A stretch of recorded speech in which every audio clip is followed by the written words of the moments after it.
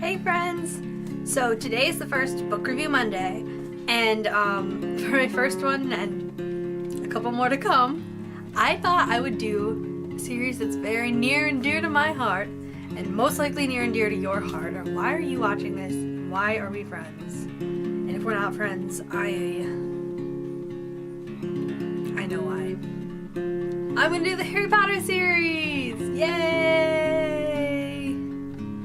Sign language for applause. If I'm wrong, please correct me. The Harry Potter series, a series full of magic, literally, and wonder and joy. I'm a big child. I'm a child. Let's face it, I'm a child. I'm wearing a Batman tank top. This week, I reread the first Harry Potter book. The memories. Confession, really nerdy confession. I've read the series upwards of 30 times, like, per book.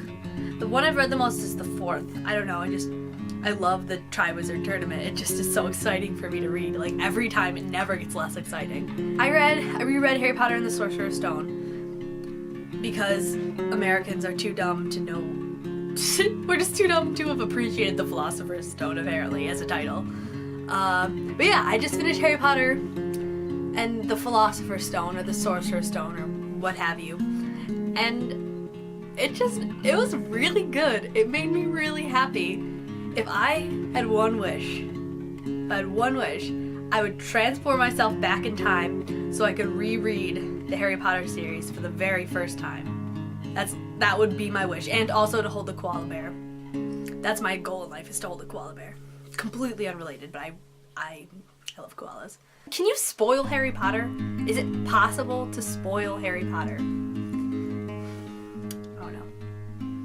But anyway. So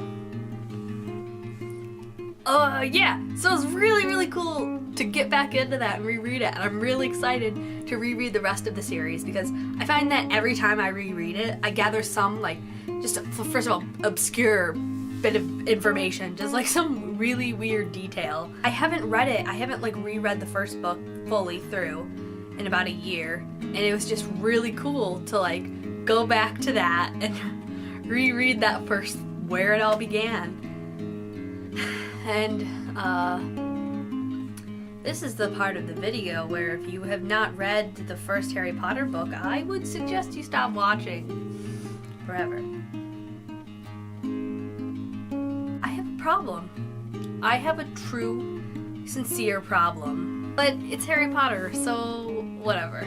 The first book, I think that Ron is really underrated in the first book because he's just kind of, everybody's just like, Ron's Harry, Ron, Hermione, but like Ron's always kind of the sidekick, but Ron engineers like the most badass game of giant moving wizard's chess. And I thought, like, as a child, I was like, yeah, whatever, I can play chess. I couldn't. That is just so impressive to me that, like, everybody kind of passes Ron off as the, like, not the smart one, like Hermione's the smart one, but Ron engineered like a perfect game of chess, and it was awesome.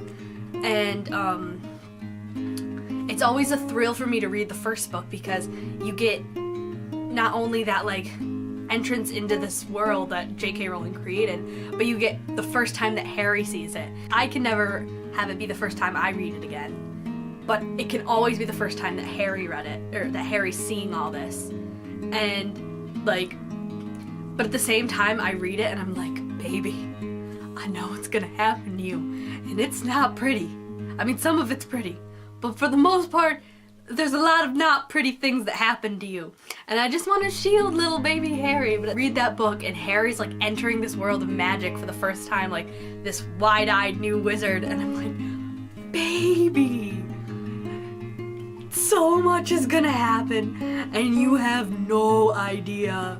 Like, I find myself physically, like, wincing when I read certain parts. I'm just like, like, it hurts to reread, like, even more than it did the first time. Like, the sad parts hurt even worse. Why don't you leave a comment below and let me know what your favorite Harry Potter character is? Your favorite, from any of the books, I guess, but specifically from the first book. my answer is generic, but I stick by it. My favorite character is Hermione Granger because she gave me someone all through grade school to emulate. So I would, I had teachers that called me Hermione because every time there was a question, me. And, like, I know that's just someone answering questions, but, like, Hermione Granger made me want to acquire knowledge. Not to be smarter, per se. Like, that's what I always thought I wanted to be smart like Hermione. But what I figured out over the years is that I want to know things like Hermione wants to know them. Hermione wants to have all this knowledge and learn everything that she can, and of course she is very smart, but not all of us are that great at learning new things, and not all of us can retain useful information. But we all have the capacity to retain information, even if it's just fun trivia. I think that's really cool. I think when you know something that you have been like, yeah, that's something that's a piece of information that I want to latch onto and remember. And even if you didn't consciously decide that, I think it's cool that every time I learn something new from someone else, I'm like, either whether you thought about it or not, that's a piece of information that somehow you wanted to retain. And I think that's really special. Did that make any sense?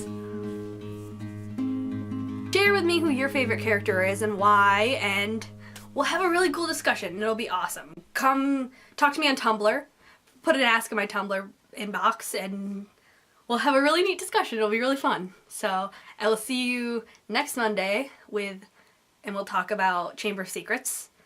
I'll see you Wednesday where I make a Dear Max video, and we'll go from there. Alright, thanks for watching, guys.